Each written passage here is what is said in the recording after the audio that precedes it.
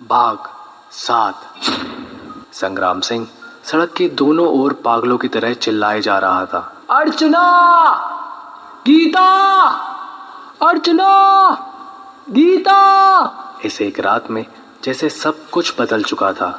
संग्राम सिंह की पत्नी और बहू गायब थी और उनका बेटा खामोश हो चुका था। संग्राम सिंह अब अकेले ऐसे इंसान थे जो पूरे परिवार को वापस वहां से सही सलामत लेकर जाना चाहते थे। तभी संग्राम सिंह को जंगल के एक कोने में, जो कि सड़क से लगा हुआ ही था, कुछ दिखाई दिया, जैसे कोई परछाई या फिर कोई खड़ा हो उन जंगलों की तरफ मुंह करके। संग्राम सिंह के शरीर में झुंझुनाहट ने दस्तक देना शुरू कर दिया था। अचानक ये सब क्या हो रहा था, संग्राम सिंह की समझ से परे था। अचानक क्यों राहुल का उन झाड़ियों के आने के बाद से चुप हो जाना और अब अर्चना और गीता का गायब हो जाना। पर वो हिम्मत दिखाते हुए उस ओर बढ़े। संग्राम सिंह के कदम उन झाड़ियों की तरफ बढ़ रहे थे। परछाई और पास आती जा रही थी, पर वो परछाई किसी भी तरीके से हिल नहीं रही थी।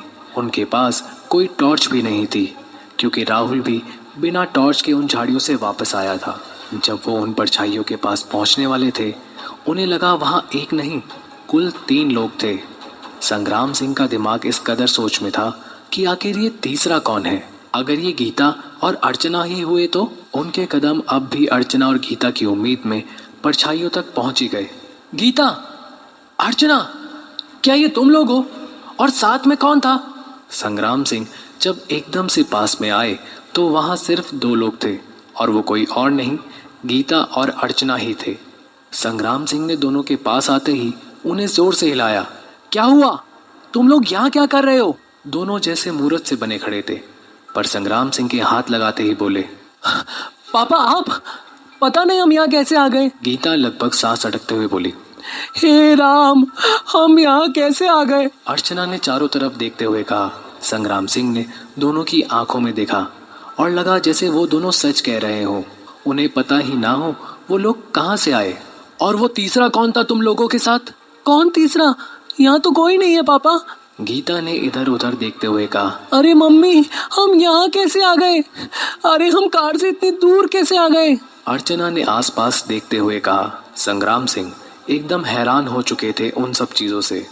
वो ये जान चुके थे यहाँ कुछ तो अजीब हो चुका है, और यहाँ एक पल और रुकना मतलब किसी और मुसीबत को बुलावा देने जैसा था। ये रात ना जाने उन लोगों के साथ क्या गुल खिला रही थी। राहुल कहाँ है जी? कहाँ है मेरा राहुल? अर्चना एकदम से राहुल के बारे में पूछने लगी। वो एकदम ठीक है, तुम लोग घबराओ मत, वो कार में है।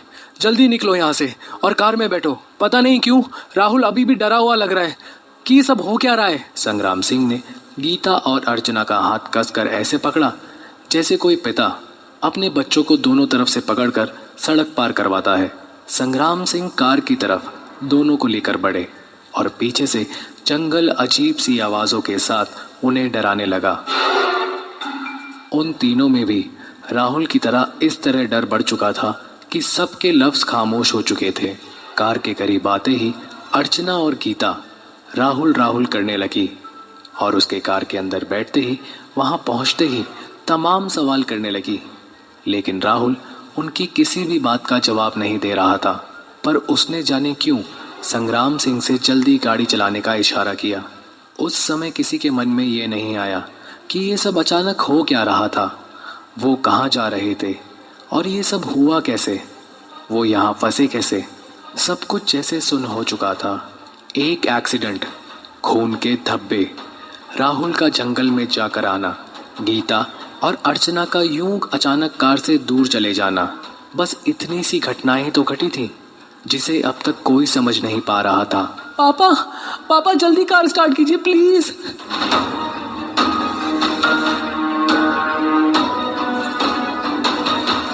इस कहानी का अगला अध्याय आप जल्द ही सुनेंगे।